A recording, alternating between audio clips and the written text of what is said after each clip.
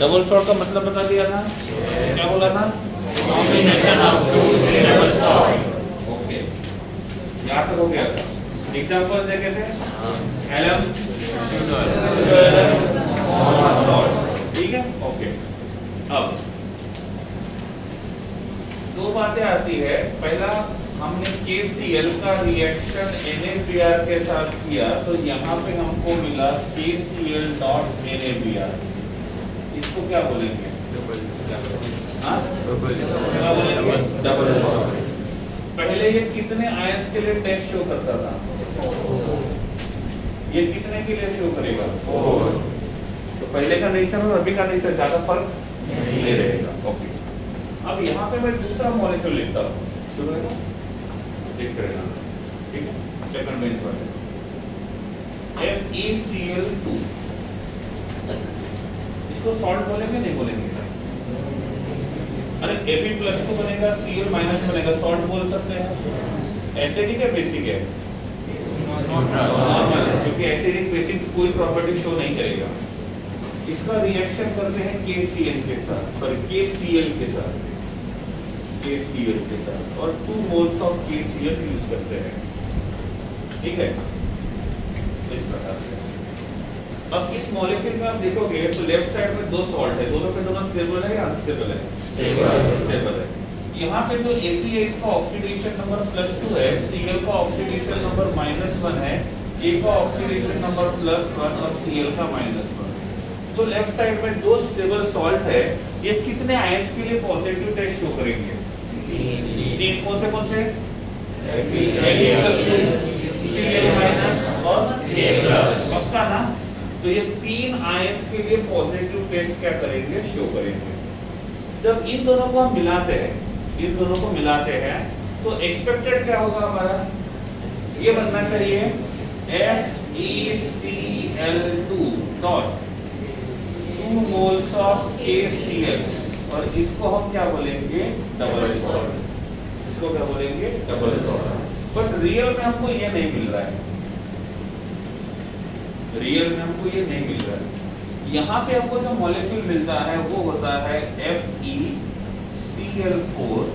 Square bracket के अंदर, वहाँ पे स्क्वायर ब्रैकेट के अंदर, ठीक है। बाकी बता दो स्क्वायर ब्रैकेट के अंदर और बाहर में क्या फर्क होता है, ठीक है। अब ऑक्सीडेशन नंबर में कोई चेंज नहीं होगा, oxidation number as it is रहेंगे, क्योंकि यहाँ पे इलेक्ट्रॉन में ट्रांसफर डायरेक्टली नहीं होता है, तो oxidation number will be same, उसमें कोई चेंज नहीं आएगा, ठीक है। अब ये मॉलिक्यूल बनाने के लिए हमने कितने स्टेबल सॉल्ट को मिक्स किया? 2। और जब कॉम्बिनेशन ऑफ स्टेबल कंपाउंड्स होता है तो उसको डबल सॉल्ट बोलते हैं हम लोग। तो एक्सपेक्ट कर रहे थे कि आपको डबल सॉल्ट मिले, बट यहाँ पे ऐसा नहीं हुआ। यहाँ पे Fe का ऑक्सीडेशन नंबर कितना है? +2, तो यहाँ पे ऑक्सीडेशन नंबर रहेगा +2। इसमें एक Cl का ऑक्सीडेशन नंबर कितना है? तो यहाँ पे 4 का कितना रहेगा? तो +2 और -4 कितना आएगा? -2। तो इसके ऊपर का ओवरऑल चार्ज कितना रहेगा? -2। कितना रहेगा? -2। हमारे पास क्या थे? Fe+2 Cl- क्या है? K+Cl- K+Cl-, क्या यूज कर लिया? Fe+2 Cl-, क्या बचा? कितने K+? 2। क्या ये जो मॉलिक्यूल बना है ये इलेक्ट्रिकली न्यूट्रल है? नहीं। तो इसको इलेक्ट्रिकली न्यूट्रल करने के लिए क्या करना होगा? पॉजिटिव चार्ज को ऐड करना होगा। इसके ऊपर चार्ज कितना है? तो जरूरत कितने की है? क्या हमारे पास +2 अवेलेबल है? एक ही +2 है या 2 +1 तो यहाँ का +1, यहाँ का +1, यहाँ पे रहेगा K2। तो ये K2 जो रहेगा वो इसको क्या करेगा? स्टेबलाइज करेगा। K2 जो रहेगा वो उसको क्या करेगा? स्टेबलाइज। अब ये वाला जो मॉलिक्यूल है ये भी बना है 2 सॉल्ट को कंबाइन करके, ये वाला जो मॉलिक्यूल है ये भी बना है 2 सॉल्ट को कंबाइन करके। तो जब इसको डबल सॉल्ट बोलेंगे तो इसको भी डबल सॉल्ट बोलना चाहिए, क्योंकि डबल सॉल्ट का मतलब होता है 2 स्टेबल को कंबाइन करके हमको क्या मिलेगा? एक कंपाउंड मिलेगा। तो यहाँ पे हमको मिला, यहाँ पे हमको दूसरा मिला, लेकिन दोनों डिफरेंट है, दोनों के दोनों डिफरेंट है। अब होता ऐसा है कि जो स्क्वायर ब्रैकेट के अंदर होता है वो डिसोसिएट नहीं होता। क्या बोला मैंने? जो स्क्वायर ब्रैकेट के अंदर होता है वो डिसोसिएट नहीं होगा, जो स्क्वायर ब्रैकेट के बाहर होगा वो डिसोसिएट होगा। तो अब मुझे बताओ इनमें से कौन डिसोसिएट होगा? के प्लस। कौन होगा? के प्लस। इसको ऐसा नहीं, कंफ्यूजन नहीं होगा, के प्लस और के प्लस। सही है। पहले कितने आयंस के टेस्ट पॉजिटिव करता था? 3। कौन से? Fe+2, Cl- और K+ पर। अब ये किसके टेस्ट पॉजिटिव शो करेगा?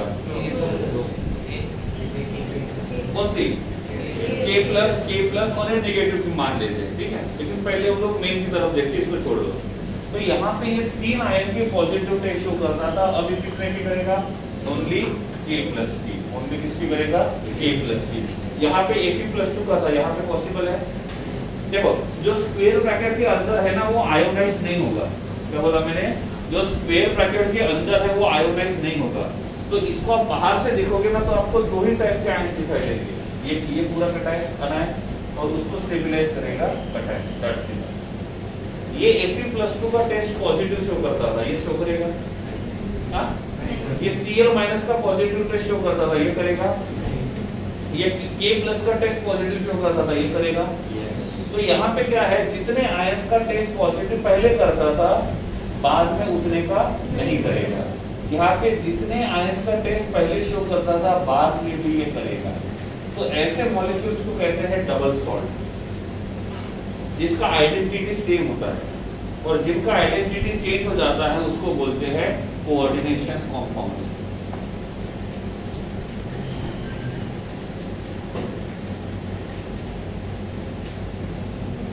क्या बोलेंगे?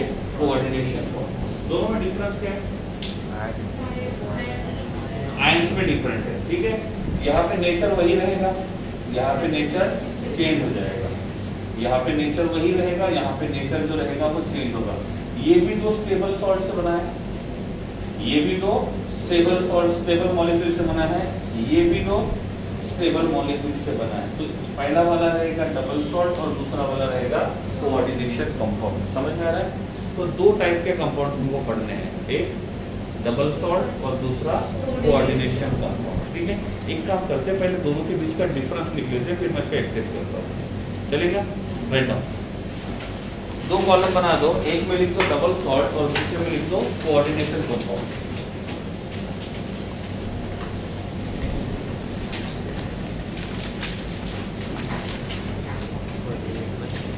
ये नहीं, ये सब लिखने की जरूरत नहीं है, एक्सप्लेन कर दूंगा तो उसमें आ जाएगा।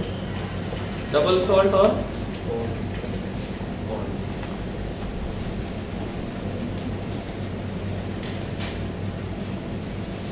Point number 1, double salt exist only in solid state. Double salt exist only in solid state. Double salt exist only in solid state. इसमें लिख दो coordination compound exist in solid as well as aqueous state.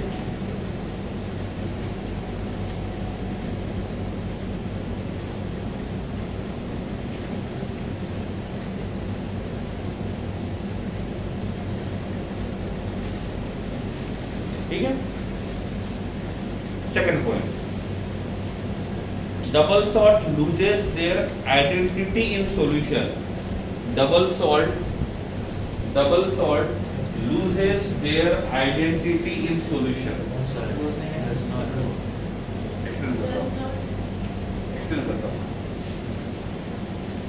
Loses their identity in solution.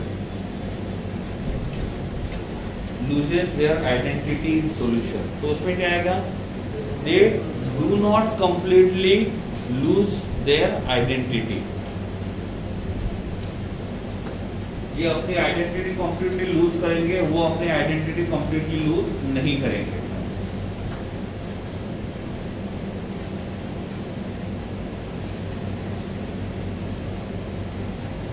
Next, the properties of double salts. The properties of double salts. The properties of double salts are identical to those of constituent compounds, to those of constituent compounds। इसका मतलब जिनसे ये बना हुआ है उनके property और double salt के प्रॉपर्टी दोनों के प्रॉपर्टी आइडेंटिकल रहेंगे, दोनों के प्रॉपर्टी आइडेंटिकल रहेंगे। उसमें लिखो the properties of coordination compound, the properties of coordination compound are different from the constituent compound, different from the constituent compound।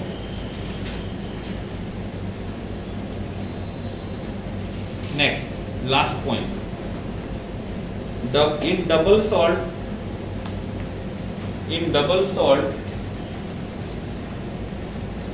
all metal ions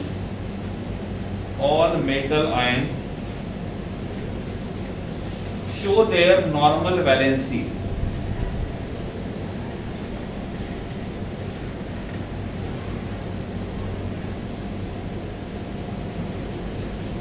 इधर लिखो दूसरे में, इन कोऑर्डिनेशन कंपाउंड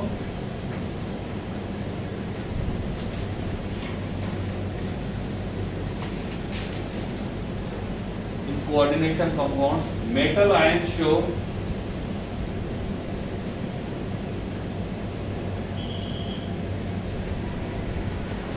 इसको क्या लिखेंगे, मोर देन नॉर्मल वैलेंसी में, more than normal valency, so more than normal valency,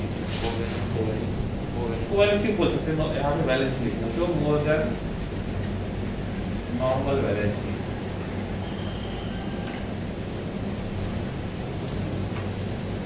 ठीक है, अब देखो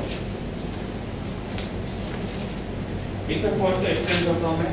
ठीक है, पहला पॉइंट से एक्सप्लेन करने में कुछ है नहीं कि सॉलिड स्टेट में रहेगा, एक्वस स्टेट में रहेगा। दूसरे पॉइंट से शुरू करता हूं, एक बार पॉइंट को रीड कर लो आप अच्छे से।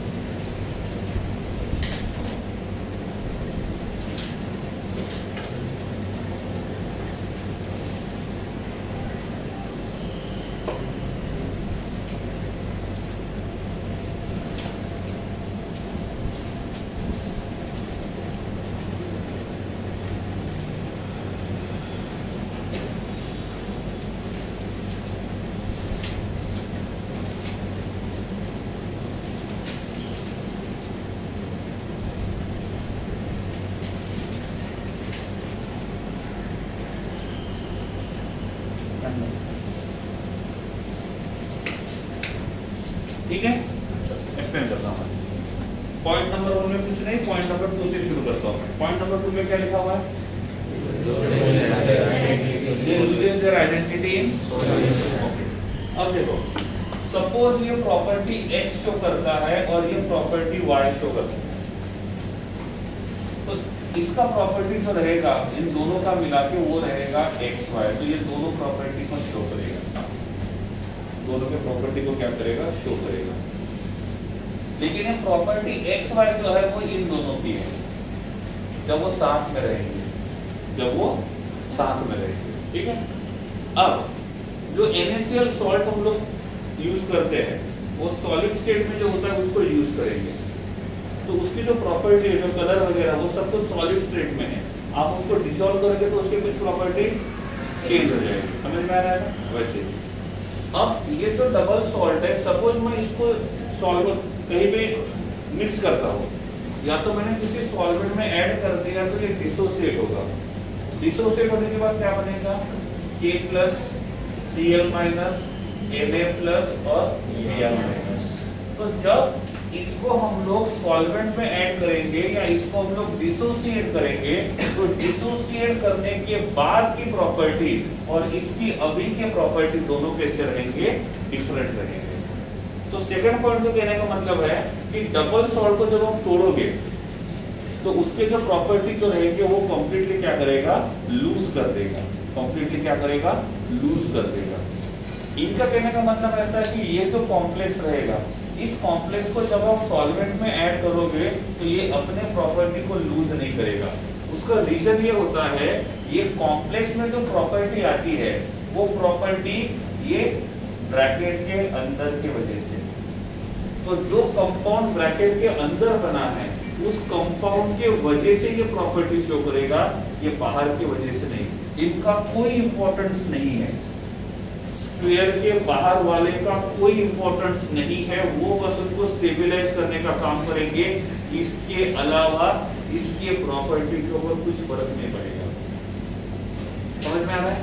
तो उनका कहने का मतलब ऐसा है कि जैसे ही हम इस मॉलिक्यूल को हम लिखेंगे FeCl4 और यहाँ पे कितने के हैं 2, तो इसको लिखेंगे K2।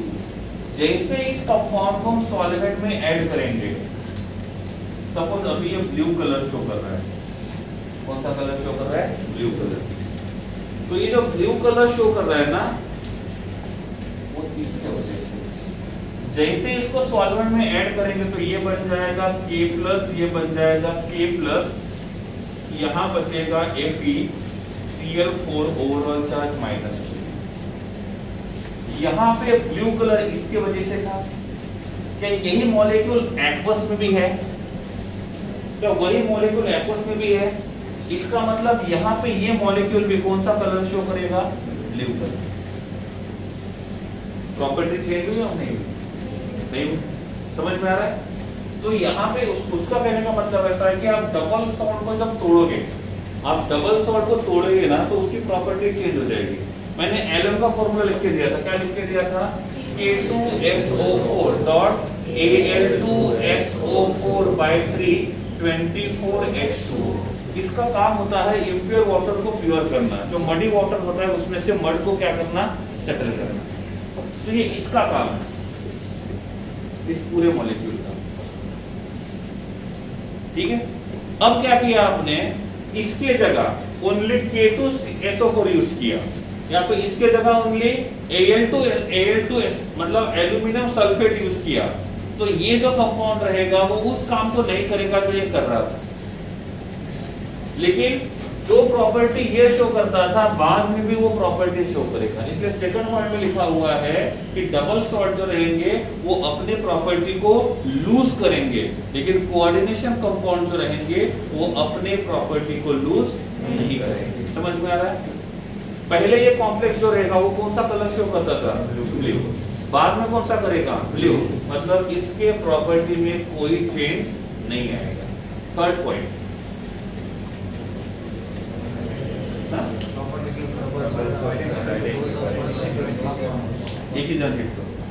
Properties of double salt are identical to those of constituent compound. हाँ, मतलब इन दोनों के प्रॉपर्टी और इसके प्रॉपर्टी जो रहेंगे वो आइडेंटिकल रहेंगे, लेकिन इन दोनों के प्रॉपर्टी और इसके प्रॉपर्टी आइडेंटिकल नहीं रहेंगे। इन दोनों के प्रॉपर्टी और इसके प्रॉपर्टी जो रहेंगे वो आइडेंटिकल नहीं रहेंगे। Last one, In double salt, all metal ions show their normal values. Normal valency. ठीक है। नॉर्मली जो होता है वो K कितना बॉन्ड बनाता है? 1। यहाँ पे कितना बनाया? 1। A ने कितना बॉन्ड बनाता है? 1। कितना बनाया? 1। नॉर्मली Fe जो होता है या तो 2 बॉन्ड बनाता है तो 3 बॉन्ड बनाता है। यहाँ पे कितना बनाया? 4। कितना बनाया? 4। मतलब यहाँ पे जो Fe है इसका नॉर्मल वैलेंसी होता है 2 और 3, लेकिन बॉन्ड कितने बनाए? इसका मतलब कॉम्प्लेक्स जब बनेगा तो उसका नॉर्मल वैलेंसी से ज्यादा बॉन्ड बना सकता है। नॉर्मल वैलेंसी से ज्यादा बॉन्ड बना सकता है। दूसरा एग्जांपल, हमारे पास यहाँ पे है BeCl2। कौन है? BeCl2। और इसका रिएक्शन हमने किया 2 मोल्स ऑफ KCl के साथ, 2 मोल्स ऑफ KCl के साथ। यहाँ पे जो बेरिलियम है उसका वैलेंसी कितना है? अरे वैलेंसी बेरिलियम का ऑक्सीडेशन नंबर नहीं पूछा, वैलेंसी पूछा है। वैलेंसी कितना रहेगा? 2। तो इसका वैलेंसी रहेगा 2 और ऑक्सीडेशन नंबर रहेगा +2। अब ये जो बेरिलियम है ये कॉम्प्लेक्स बनाएगा। क्या बनाएगा? कॉम्प्लेक्स। ठीक है।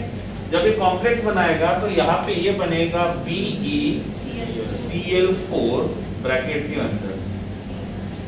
B का चार्ज Cl के 1 के ऊपर, 4 के ऊपर, +2 -4 ओवरऑल चार्ज को स्टेबलाइज करने के लिए कितने K+। यहाँ पे बेरिलियम ने कितने बॉन्ड बनाए?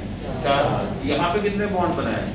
तो जब भी कॉम्प्लेक्स बनता है तो उस कॉम्प्लेक्स में जो मेटल होता है, मैंने मेटल और लिगर पहले बताया था, तो यहाँ पे जो मेटल होता है इसका वैलेंसी कितना है? 4। यहाँ पे कितना है? 2।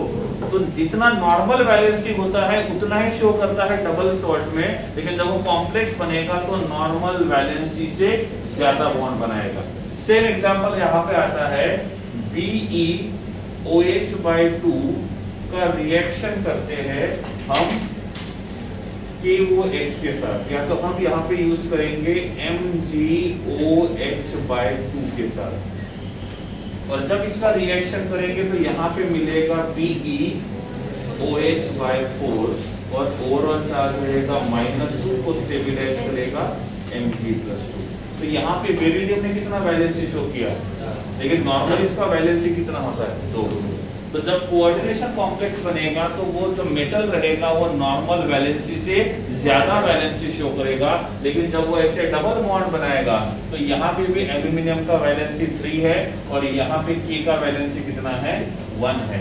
तो डबल सॉल्ट में वो नॉर्मल वैलेंसी को शो करेगा और कोऑर्डिनेशन कॉम्प्लेक्स में ज्यादा वैलेंसी को क्या करेगा? शो करेगा। ठीक है, डबल सॉल्ट में ये एग्जांपल यहाँ से यहाँ तक लिखो, ठीक है। और इधर ध्यान दो, और कोऑर्डिनेशन कंपाउंड में ये यहाँ से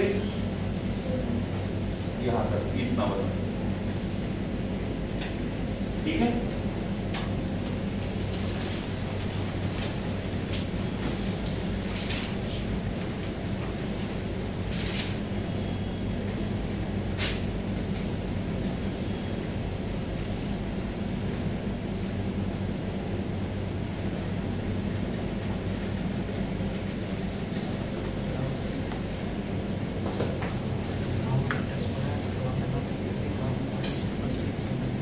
तो यहाँ पे 6 भी बनाता है, यहाँ पे 6 भी बना सकता है, बना सकता है।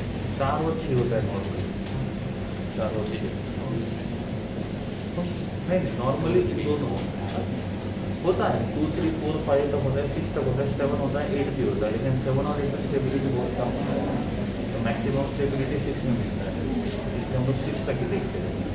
5 भी बनाता है, 4 भी बनाता है, 3 भी बनाता है, 2 भी बनाता है, बना सकता है, 4 भी ले सकता है, 2 भी नहीं। लुक हियर, यहाँ पे ये जो रिएक्शन है उस रिएक्शन को हम ऐसे भी लिख सकते हैं, FeCl2 + 4 moles of KCl। तो यहाँ पे जो कॉम्प्लेक्स बनेगा वो बनेगा इन ब्रैकेट FeCl6।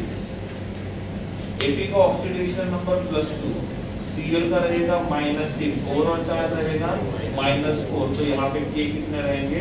4। सही है। तो यहाँ पे वैलेंसी कितना शो किया? 6। यहाँ पे कितना शो किया? 4। लेकिन नॉर्मली कितना होता है? 2 और 3। इसलिए लिखा था कि नॉर्मल वैलेंसी से ज्यादा बॉन्ड बनाता है। ठीक है, तो एक एग्जांपल डबल सॉल्ट में, दूसरा एग्जांपल कॉम्प्लेक्स में। और बोलिए,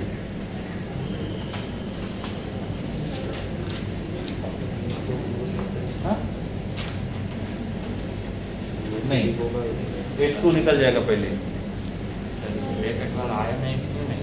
हाँ? ब्रैकेट में है ना, ब्रैकेट वाला आयोनाइज क्यों नहीं होता है? क्योंकि ब्रैकेट वाला जो होता है, देखो यहाँ पे ब्रैकेट, ये वाले जो है ना, इनके बीच में अभी भी आयोनिक फोर्स ऑफ अट्रैक्शन है। कौन सा? आयोनिक। और हम ये कहते हैं कि सॉल्वेंट वाटर में जाने के बाद आयंस जो होते हैं वो डिसोसिएट, देखो छोड़ो वो बात। हमने इलेक्ट्रोलाइट पढ़ा था, इलेक्ट्रोलाइट का मतलब होता है the substance which dissociate in solvent. तो जिस सब्सटेंस को सॉल्वेंट में ऐड करने के बाद एक उसका डिसोसिएशन होता है, काम क्या है?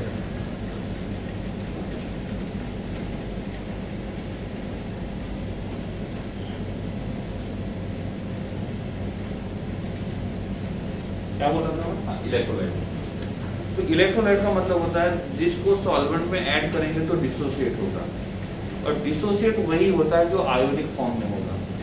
और आयन का मतलब होता है मेटल और नॉन मेटल के बीच में आयोनिक फोर्स ऑफ अट्रैक्शन होना चाहिए। लेकिन यहाँ पे एक जो स्क्वायर ब्रैकेट के अंदर जो होता है ना, वो भले ही हम बोलने के लिए मेटल और लिगेंड बोलेंगे या मेटल और नॉन मेटल बोलेंगे, लेकिन इन दोनों के बीच में जो बॉन्ड बनता है वो कोऑर्डिनेट कोवैलेंट बॉन्ड बनता है। और वाटर में ऐड करने के बाद कोवैलेंट बॉन्ड नहीं टूटता है, आयोनिक बॉन्ड टूटता है। और इसलिए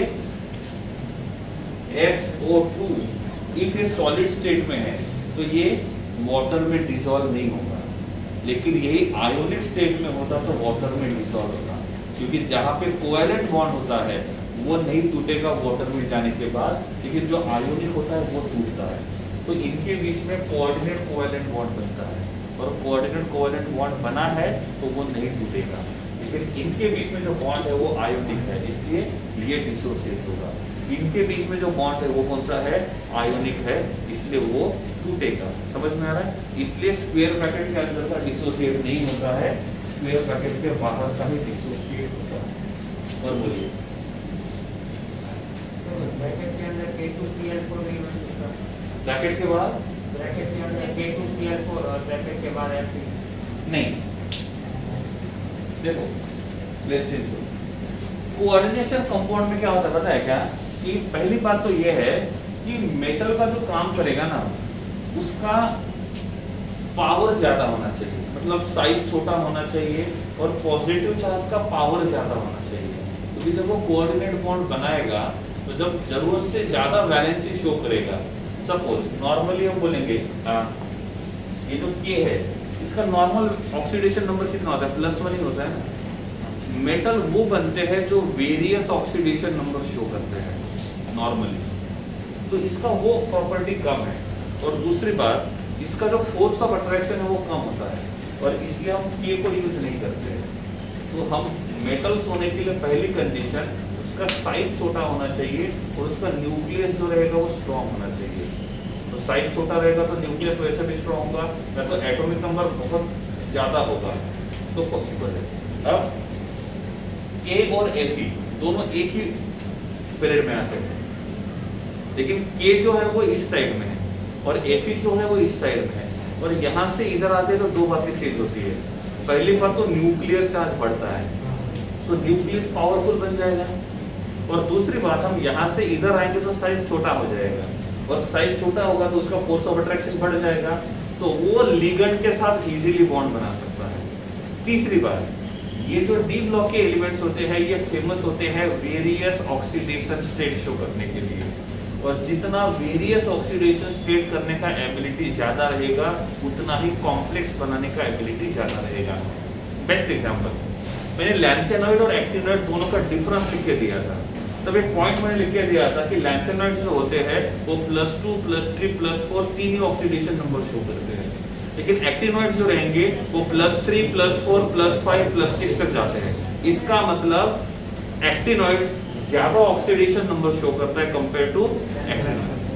एक्टिनॉइड्स लैंथेनॉइड के कंपेयर में ज्यादा ऑक्सीडेशन नंबर शो करता है, और इसलिए वहां पे लिखा हुआ था कि लैंथेनॉइड जो रहेगा उसके कंपेयर में एक्टिनॉइड जो रहेगा वो ज्यादा कॉम्प्लेक्सेस बनाता है। तो कौन कितने ज्यादा कॉम्प्लेक्सेस बनाएगा ये डिपेंड करता है वो कितने ज्यादा ऑक्सीडेशन स्टेट को शो करेगा, ठीक है। इसीलिए और बोलिए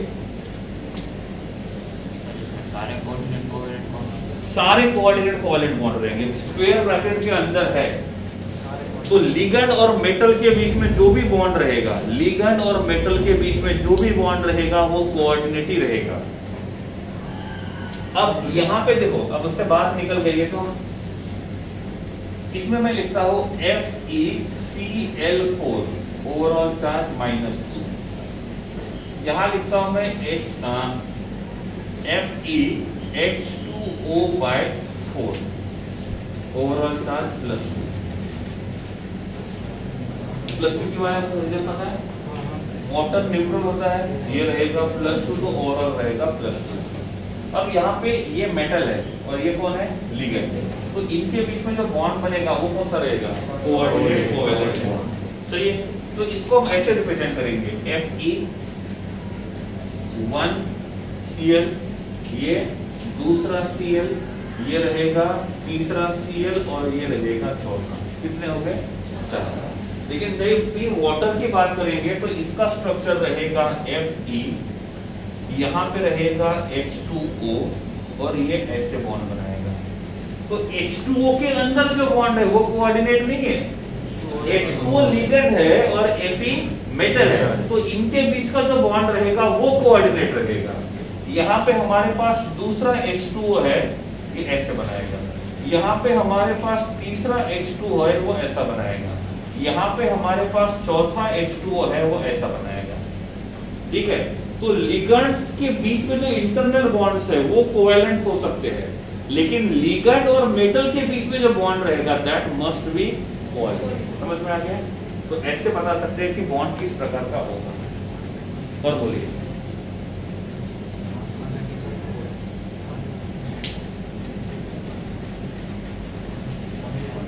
ठीक है, तो काम का जल्दी लिख लो, 2 मिनट का समय आपके पास है।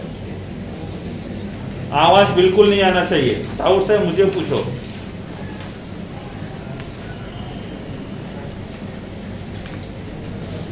बोल। इसमें Fe और O के बीच में कोऑर्डिनेट बॉन्ड है, तो बाकी के जो एलिमेंट्स हैं वो डिसॉल्व नहीं होंगे? नहीं, क्योंकि ये पूरा ब्रैकेट में चले जाता है। ठीक है, इसलिए एक बार ब्रैकेट के अंदर चला गया तो डिसोसिएट नहीं होगा। ये प्रॉपर्टी है कि ब्रैकेट के अंदर का नॉन आयोनाइजेबल होता है, ब्रैकेट के बाहर का आयोनाइजेबल होता है।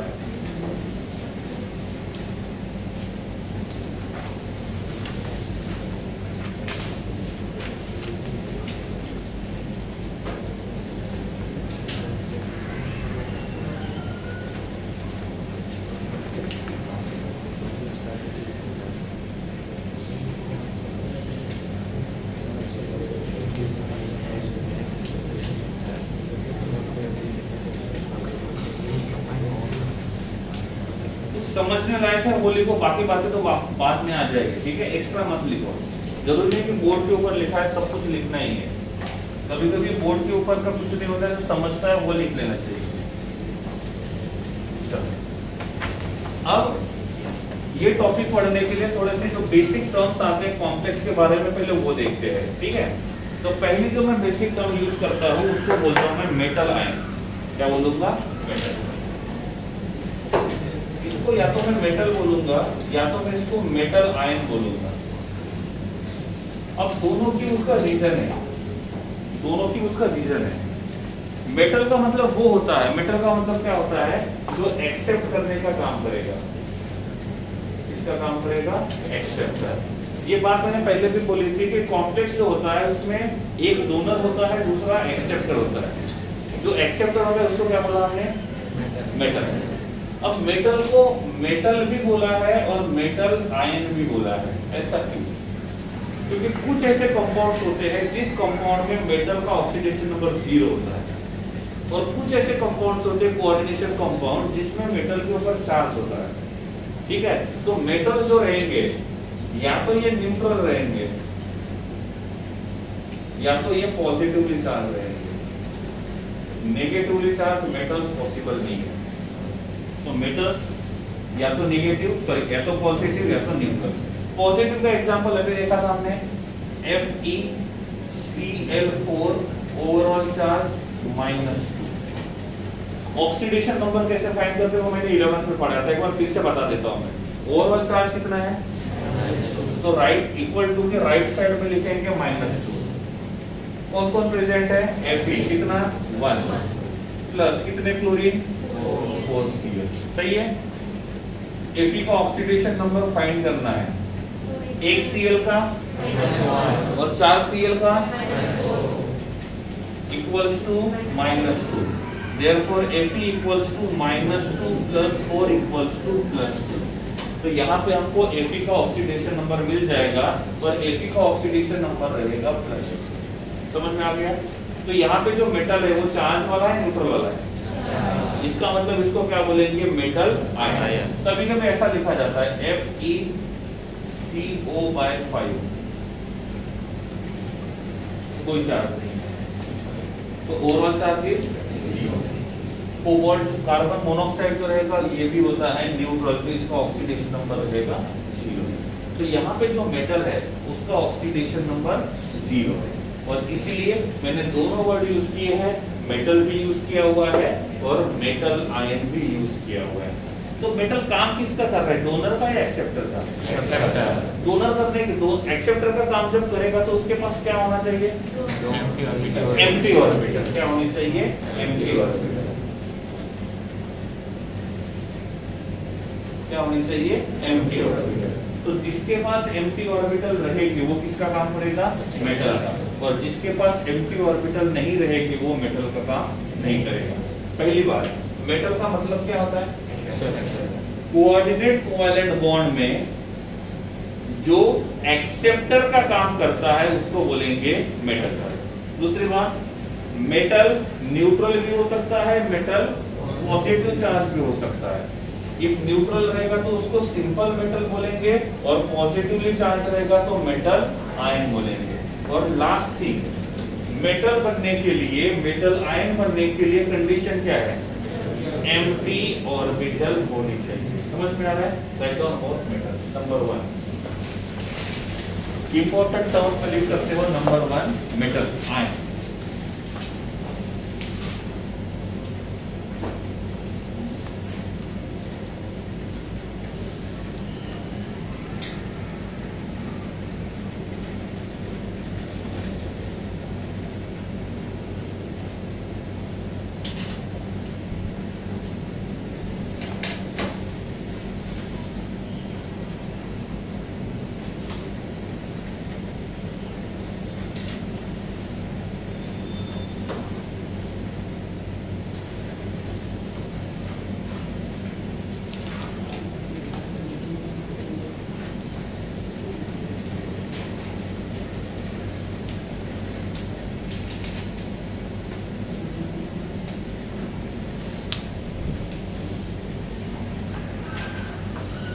ठीक है, कॉपी क्लोज कर दीजिएगा।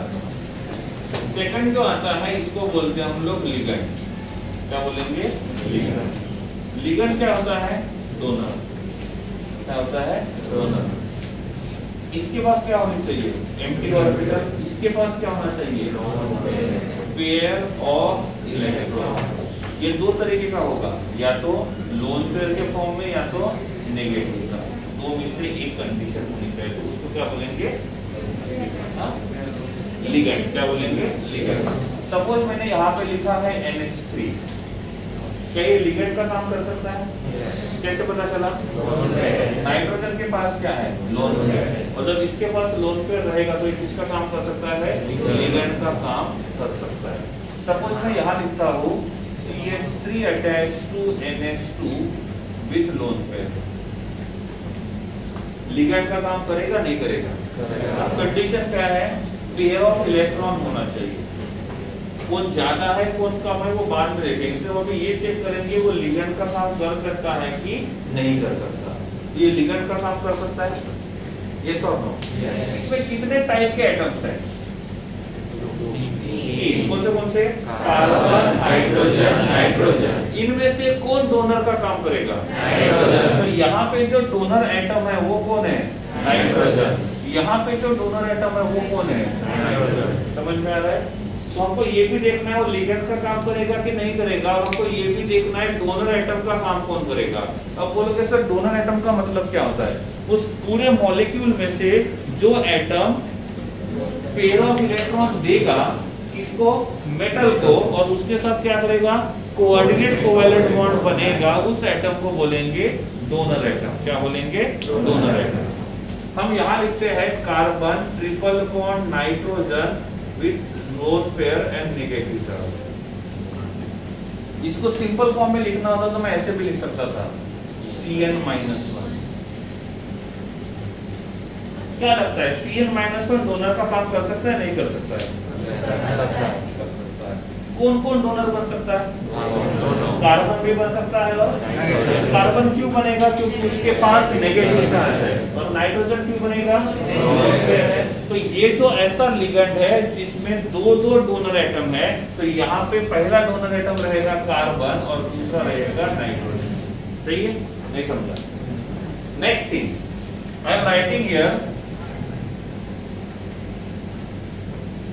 CO3-2। क्या ये डोनर एटम का काम करे, लिगेंड का काम करेगा? पक्का। स्ट्रक्चर ड्रॉ करेंगे, oxygen attach to carbon attach to O minus attach to O minus. इसके पास कितने टाइप के एटम्स है? दो में से कौन इलेक्ट्रॉन रिच है, मतलब कौन पेयर ऑफ इलेक्ट्रॉन दे सकता है? तो यहाँ पे ऑक्सीजन ऑक्सीजन और ऑक्सीजन ये किसका काम करेंगे? डोनर एटम का काम करेंगे। सपोज मैंने यहाँ लिखा है H2O, क्या ये लिगेंड का काम करेगा? कैसे पता चला? क्योंकि लोन पेयर है किसके पास? ऑक्सीजन के पास। तो यहाँ पे जो डोनर एटम रहेगा वो कौन रहेगा? ऑक्सीजन। समझ में आ रहा है? तो एक बात तो हमको ये देखना है कि वो लिगेंड का काम करेगा कि नहीं करेगा, और एक ये पता चलता है कि वो लिगेंड का काम करेगा तो उनमें से कौन जो रहेगा वो डोनर एटम का काम करेगा। एक एग्जांपल यहाँ पे लिखते हैं, benzene ring, alternate, single bond, double bond. Molecular formula homocyclic, heterocyclic, homocyclic. क्या होता है वो ढूंढ लेना मालूम है। यहाँ पे लिखा नाइट्रोजन जिसके पास लोन पेयर है, क्या ये लिगेंड का काम करेगा? इसको पिरिडीन बोलते हैं, पिरिडीन। क्या लिगेंड का काम करेगा? किसके वजह से? तो कभी कभी ऐसे भी सिंपल क्वेश्चन पूछ लेते हैं छोटे बच्चों के लिए कि ये लिगेंड का काम करेगा कि नहीं करेगा। ठीक है, तो उसके लिए क्या देखना होगा? उनमें से कोई ऐसा है क्या जिसके पास पेयर ऑफ इलेक्ट्रॉन है? ये उसके पास पेयर ऑफ इलेक्ट्रॉन है तो वो किसका काम करेगा? लिगेंड का काम करेगा। ठीक है, तो पहला होता है मेटल, दूसरा होता है लिगेंड। समझ में आ गया है? 1 मिनट आपके पास है, मतलब लिखो पहले। ठीक है, मतलब सब कुछ समझ में आ जाएगा।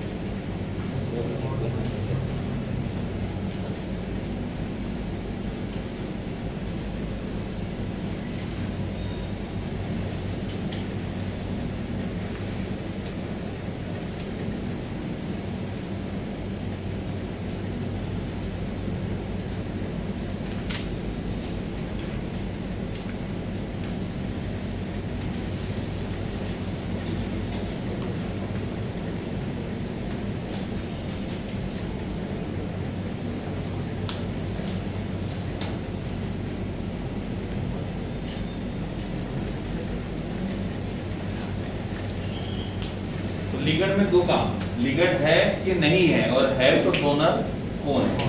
ठीक है,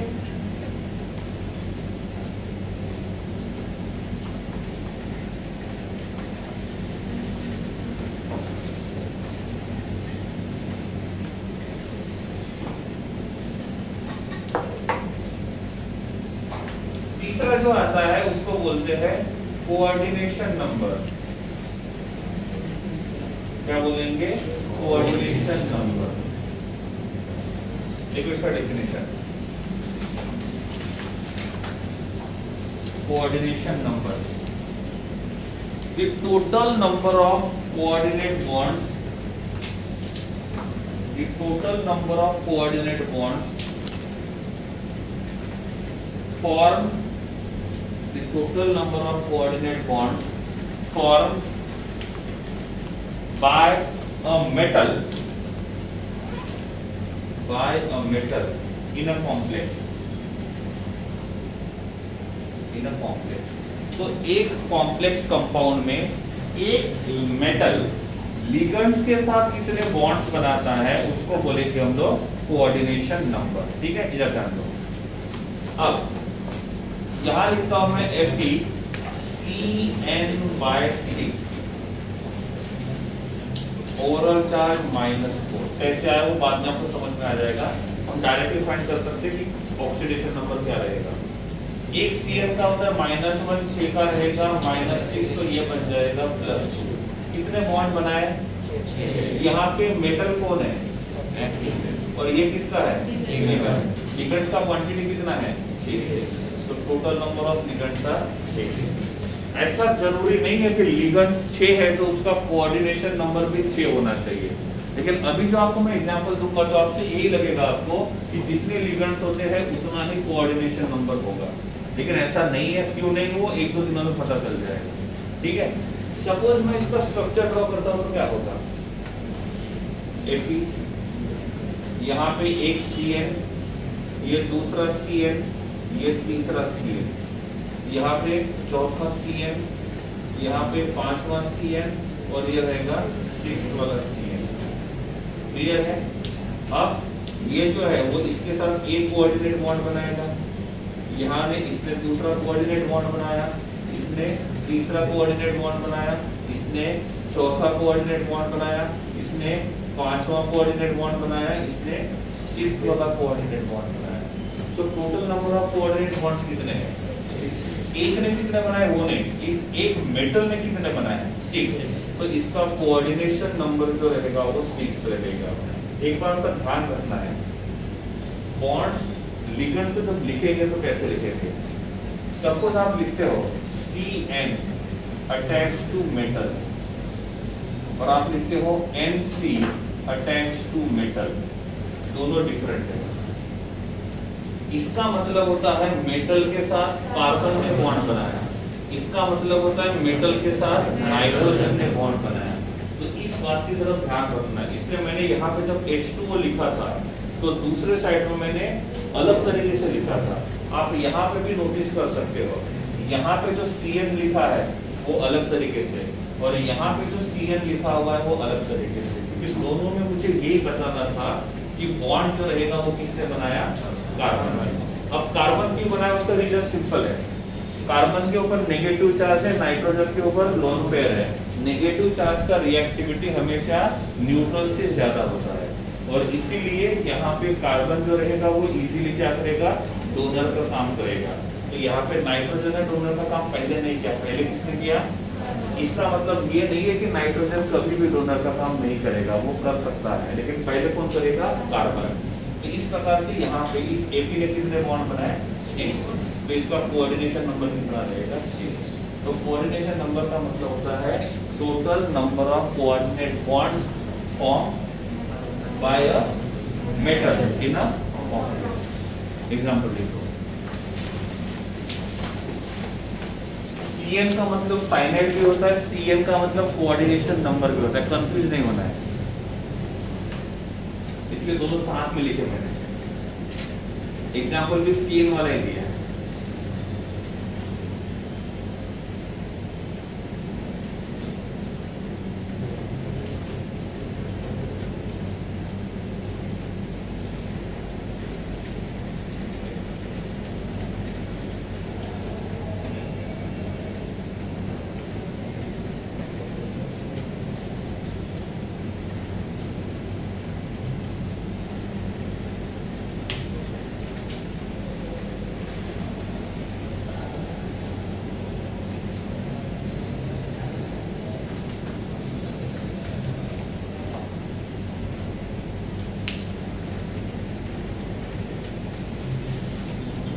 ठीक है, जितना आप रीड कर